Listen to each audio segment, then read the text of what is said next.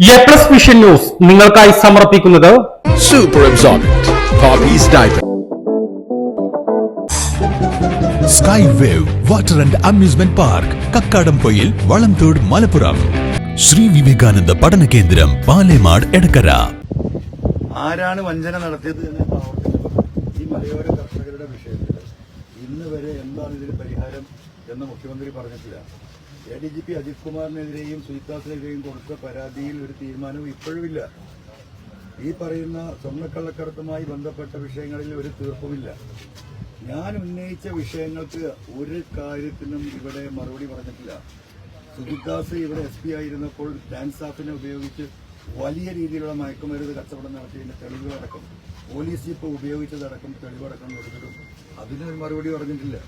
അപ്പൊ ഇതൊക്കെ വഞ്ചനാപരമായ തീരുമാനമെടുക്കുന്നത് മുഖ്യമന്ത്രിയാണ്. പിന്നെ മുഖ്യമന്ത്രിക്ക് ഭയങ്കര വിഷമം, എന്റെ സർക്കാരിന്റെ കുറച്ച് കാശ് ചെലവാകും ഈ തെരഞ്ഞെടുപ്പിൽ.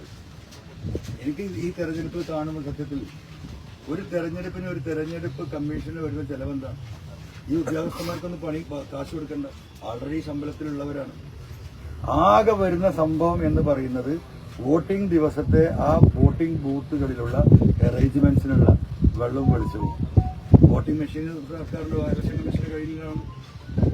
പഴയതുപോലെയാണെങ്കിൽ ബാലറ്റ് പേപ്പർ പ്രിന്റ് ചെയ്യണ കാശെങ്കിലും പോകുന്ന പറയുന്നത് അതുമില്ല.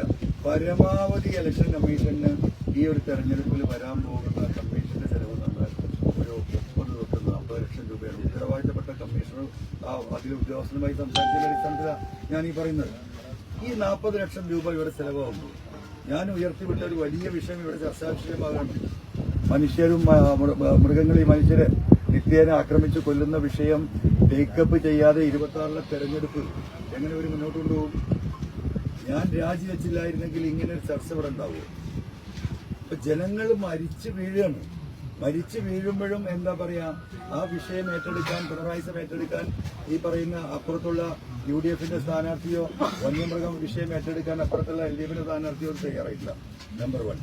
പിന്നെ 40 ലക്ഷം രൂപ ഇലക്ഷൻ കമ്മീഷന് ഇവിടെ ചെലവാകുമ്പോൾ മുഖ്യമന്ത്രിയുടെ വെറും ഫോട്ടോ വെക്കാനാണ് 15,66,00,000. നിങ്ങളൊക്കെ റിപ്പോർട്ട് ചെയ്താണ്.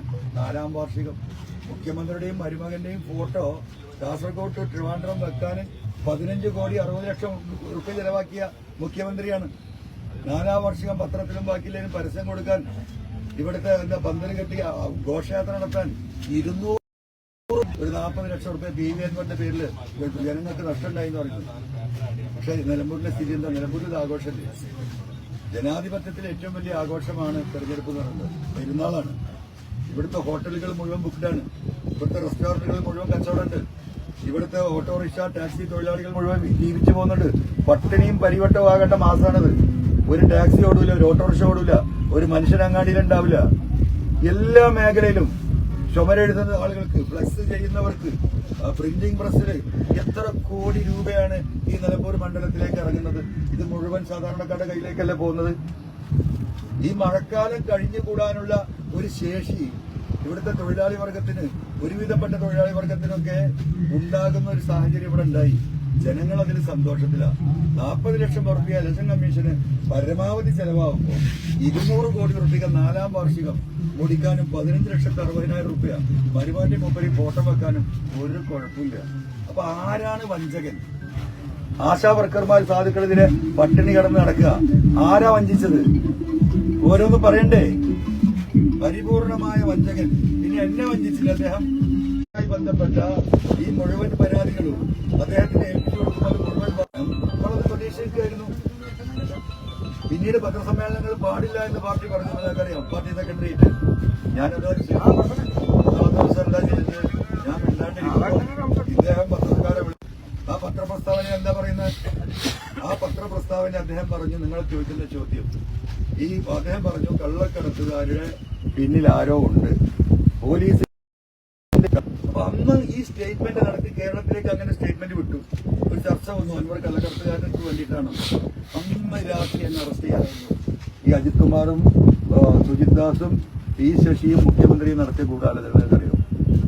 അതുകൊണ്ടാണെന്ന് ആ പത്രസമ്മേളനത്തിൽ ഞാൻ ബന്ധപ്പെട്ട ആളുകളുടെ വീഡിയോയും അവരുമായി സംസാരിക്കുന്ന മുഴുവൻ കേരളത്തിലെ ജനങ്ങളുടെ മുന്നിലേക്ക് വിട്ടത്.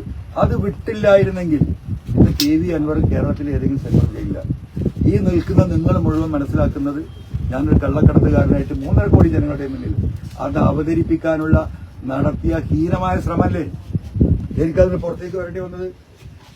അപ്പൊ ആ കൊടും വഞ്ചനയല്ലേ എന്നോട് നടത്തിയത്, കൊടും വഞ്ചന.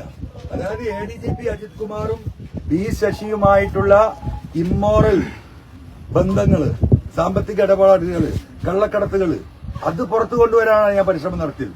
പിന്നീടല്ലേ അറിയുന്നത് കള്ളൻ കപ്പലിൽ തന്നെയാണ് എന്ന് പിന്നീടാണ് ഞാൻ അറിയുന്നത്. അതിന് ഏറ്റവും വലിയ തെളിവ് അദ്ദേഹം അന്ന് നടത്തിയ സ്റ്റേറ്റ്മെന്റ്, അതുവഴി അന്ന് രാത്രി എന്നെ അറസ്റ്റ് ചെയ്യാനുണ്ടായിരുന്ന ഗൂഢാലോചന, ആ സത്യം ഞാൻ വീഡിയോ അടക്കം നിങ്ങളുടെ കേരളത്തിലെ ജനങ്ങളുടെ മുന്നിൽ അത് പ്രദർശിപ്പിച്ചില്ലായിരുന്നെങ്കിൽ ഞാൻ ഇന്ന് ചെയ്യില്ല. ഈ 8.5 വർഷത്തിനിടയ്ക്ക് കൊടും ചെയ്തിക്ക് വിധേയപ്പെട്ട ഒരു വ്യക്തിയാണ് ഞാൻ.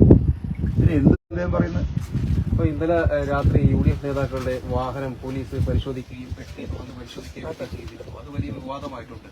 ഇത് ആരെ സഹായിക്കാൻ വേണ്ടിയാണ്, ആരുടെ നിർദ്ദേശപ്രകാരമാണ്, എന്താണ് ചെയ്യാൻ തോന്നുന്നത്? ഇതൊരു തെരഞ്ഞെടുപ്പ് സ്റ്റണ്ടാണോ? അല്ല, അത് പാലക്കാടും പെട്ടിയുടെ പിന്നാലെ പോയിരുന്നല്ലോ. ഇവർക്ക് വേറൊന്നും പറയാനും ചെയ്യാനില്ലല്ലോ. അപ്പൊ ഏതെങ്കിലും നേതാക്കന്മാരുടെ പെട്ടി പരിശോധിച്ചാൽ അത് വലിയ വാർത്തയാവുമല്ലോ. കഷ്ടകാലത്തിന് എന്തെങ്കിലും 10-15,000 റുപ്യ അവരുടെ സ്വാഭാവികമാണ് മനുഷ്യന്റെ കയ്യിലൊക്കെ ഉണ്ടാവും. അത് കിട്ടിയാൽ അത് വലിയ വാർത്ത. അനുകൂലമായാൽ ചേട്ടാ ഞാനും ഇവിടെ ഉണ്ട് എന്ന് അറിയും, മനസ്സിലായില്ലേ? അതൊന്നും കേരളത്തിലടക്കാൻ പോകുന്നില്ല.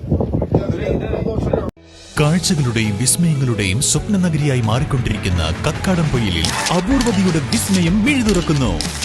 Sky wave water and amusement park, top spin, revolving tower, disco magic coaster, aqua loop rocket, wave pool, family pool, kids pool, adult pool, children splash, family splash slide, open body slide, closed body slide, 16D theatre, children's park, zip line, zip cycle, fly carpet തുടങ്ങി 60ഓളം റൈഡുകളുടെ വിസ്മയ ലോകമൊരുക്കി sky wave water and amusement park നിങ്ങളെ സ്വാഗതം ചെയ്യുന്നു. നിങ്ങൾ തീർച്ചയായും കണ്ടിരിക്കേണ്ട ഒരു മായ കാഴ്ചയാണ് സ്കൈ വേവിൽ നിങ്ങൾക്കായി ഒരുക്കിയിരിക്കുന്നത്. Sky wave water and amusement park, Kakkadampoyil, Valamthode, Malappuram.